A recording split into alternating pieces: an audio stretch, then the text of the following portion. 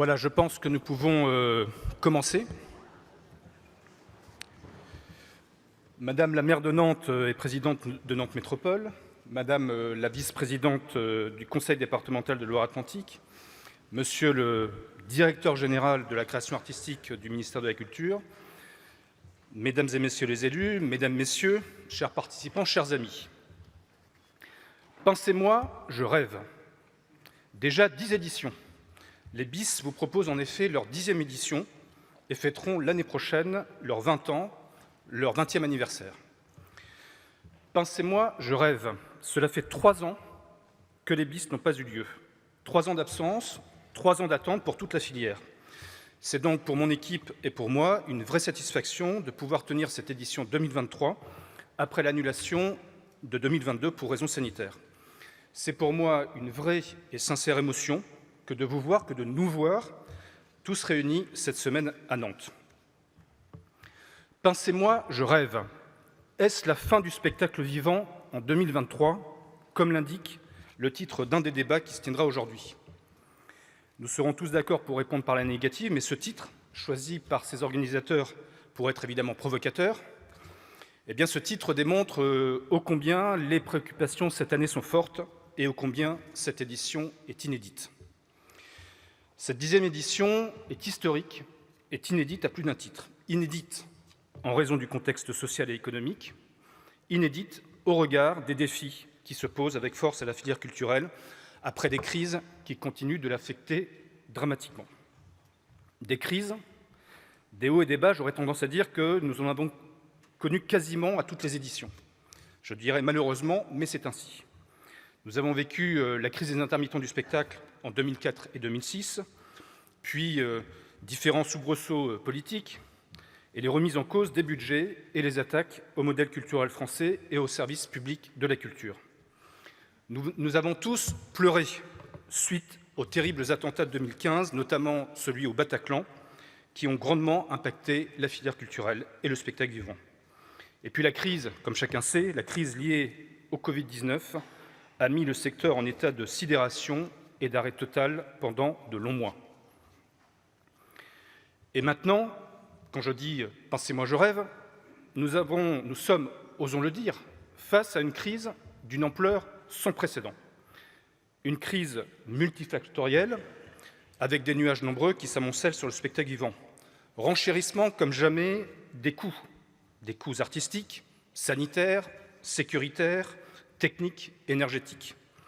Tensions sur le marché de l'emploi et le niveau des rémunérations. Pénurie de matériel, incertitude sur les soutiens publics et les budgets de l'État, des collectivités et des organismes professionnels. Turbulences sur les festivals de l'été 2024. Enjeux de transition énergétique et écologique qui ne se sont jamais posés de manière aussi forte.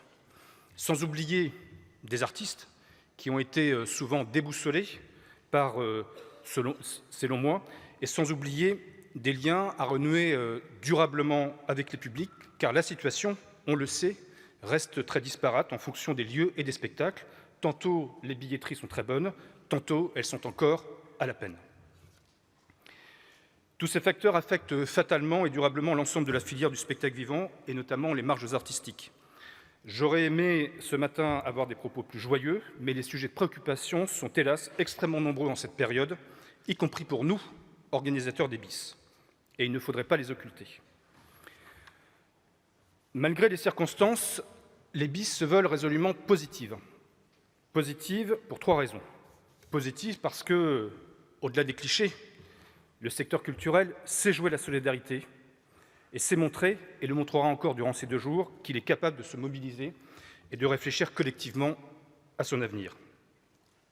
Positif parce que c'est un secteur qui démontre une vraie vitalité, un dynamisme formidable et une capacité d'adaptation et de résilience.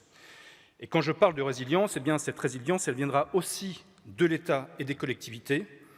Je le dis à titre personnel, mais avec conviction, attention, mesdames et messieurs les élus, attention à la tentation, alors que les budgets sont en cours d'être votés, à la tentation de mettre à mal les politiques culturelles publiques telles qu'elles ont été construites et conduites depuis maintenant 3 décennies. Oui, protégeons en France la baguette de pain, mais protégeons aussi la filière culturelle dont le poids, dont l'importance ne sont plus à démontrer. Je me souviens que nous avons beaucoup parlé ici, lors de débats de variables d'ajustement, que la culture ne soit pas la première variable d'ajustement des politiques publiques à venir, et ce, quelles que soient les contraintes. Un moment positif, troisièmement, car Nantes est, durant 2 jours, un carrefour sans équivalent, un point de convergence des acteurs de la vie culturelle et des professionnels de la musique, du théâtre, de la danse, des arts de la rue, du cirque et de toutes les autres disciplines des arts de la scène. Face à une profession en mouvement et en questionnement, les BIS vont démontrer une nouvelle fois qu'elles constituent un événement unique, de par son ampleur, de par son foisonnement, de par sa contribution au débat d'idées. 2 jours ensemble, plus de 10 000 participants, 400 exposants, plus de 160 rencontres, débats, ateliers, des partenariats avec de multiples parties prenantes de la filière, voilà qui démontre une vraie vitalité, une vitalité collective de l'ensemble du secteur du spectacle vivant. Durant 2 jours, nous allons continuer de défendre ce qui nous rassemble tous ici, défendre la création et la diffusion artistique, l'aspiration légitime des publics à rencontrer des œuvres et des artistes, la place essentielle du spectacle vivant, l'importance vitale des politiques culturelles et les droits des artistes. Durant 2 jours, nous allons nous intéresser à l'actualité, aux sujets de préoccupation et de questionnement de la filière, et ce, en toute indépendance. Car je le redis chaque année, nous avons au BIS, et je le dis devant témoins, nous avons au BIS l'extrême chance de pouvoir aborder tous les sujets en toute liberté, en toute indépendance. Je vous invite à prendre connaissance du programme, encore très riche. Si je n'évoque que 3 points, j'évoquerai les grands témoins qui, sur ce plateau, ce matin et demain matin, ces grands témoins qui, face à la profession, exposeront leurs idées, leurs initiatives, leur bilan de la crise sanitaire et partageront surtout leur passion et leur vision de l'avenir du spectacle vivant, des points de vue que j'espère inspirants pour faire le point et comprendre les enjeux, et ce, secteur par secteur. Avec de nouveaux rendez-vous aussi ici au BIS, comme la journée des techniciennes et des techniciens, c'est une première au BIS, ce croisement, cette ouverture sur les métiers de la technique du spectacle, et avec un espace développement durable dont le programme a été considérablement amplifié et que je vous invite, si cela n'est pas déjà fait, à découvrir. Je me réjouis chaleureusement de la venue demain au BIS de Madame Rima Abdul-Malak. La ministre de la Culture viendra dialoguer avec la filière et prendra le temps d'échanges qui ne pourront qu'être profitables pour les uns et les autres. Dans le programme, je tiens à souligner les nombreux spectacles et concerts organisés ici, à la Cité des Congrès, ainsi que dans les théâtres et les salles de la métropole nantaise, que leurs organisateurs soient remerciés. Puisque j'aborde les remerciements, j'aimerais tout d'abord vous remercier une nouvelle fois d'être venus aussi nombreux ici à Nantes. Remercier aussi tous ceux qui apportent leur contribution à la construction et à la réussite des BIS, à commencer par nos partenaires institutionnels, dont le soutien est toujours au rendez-vous, la ville de Nantes, Nantes Métropole, le Conseil départemental de Loire-Atlantique, le Conseil régional des Pays de la Loire, le ministère de la Culture, dont je salue une nouvelle fois les représentants présents ce matin sur le plateau. Merci au ministère de la Culture et en particulier à la DGCA, car je vais vous faire une confidence, il n'y a jamais eu au BIS autant de représentants du ministère de la Culture que cette année, et je ne peux que m'en réjouir. Les BIS sont également accompagnés par d'autres partenaires, au premier rang desquels figurent la SACEM, le Centre national de la musique, la Spedidam, l'ADAMI et l'Institut français. Je leur adresse tous mes remerciements pour leurs efforts conjugués et je sais que nous avons toujours pu compter sur eux. Je remercie aussi tous les acteurs de la région nantaise. C'est naturellement peu visible pour ceux qui viennent de plus loin, mais nous avons la chance de pouvoir compter sur de nombreux acteurs du territoire qui s'associent avec enthousiasme au BIS pour la réussite de l'événement. Merci aussi à tous nos autres partenaires et à l'ensemble des exposants que vous aurez l'occasion, je l'espère, de rencontrer. Les exposants qui, je le rappelle, représentent la majeure partie des ressources financières des BIS. Pour poursuivre mes remerciements, et j'en aurai bientôt terminé, j'aimerais aussi remercier tous les organismes, réseaux et associations professionnelles qui, d'une manière ou d'une autre, s'impliquent dans ces biennales, et tous nos partenaires médias, notamment Télérama, Libération et France Culture. Je voudrais aussi remercier l'ensemble de mon équipe, une sacrée équipe. Merci à Manu, Méline, Julie, Véronique, Élodie, Caroline, Kevin, Boc et tous les autres. Merci pour votre engagement, pour la qualité de votre travail et pour avoir notamment surmonté la déception de l'annulation 2022 qui nous a bien sûr mis un sacré coup au moral.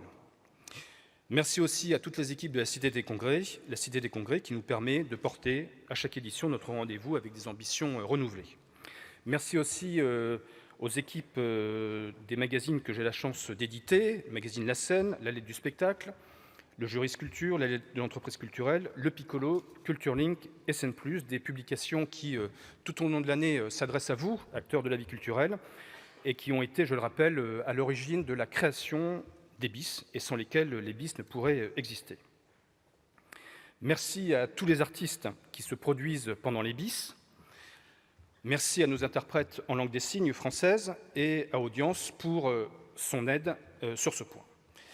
Enfin, c'est avec grand plaisir que nous accueillons cette année encore un certain nombre de délégations régionales et des délégations étrangères.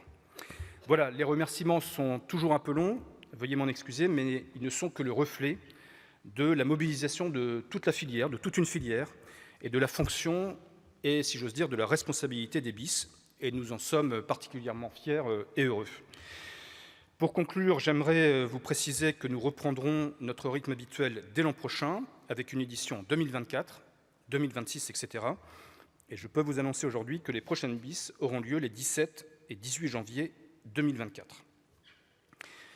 J'aimerais aussi vous inviter à découvrir notre magnifique ville et notre région.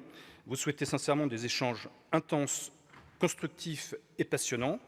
Encore bienvenue, débattons, échangeons, partageons et écrivons la suite ensemble et faisons collectivement de cette édition l'édition de l'avenir et l'édition des retrouvailles. Je vous remercie.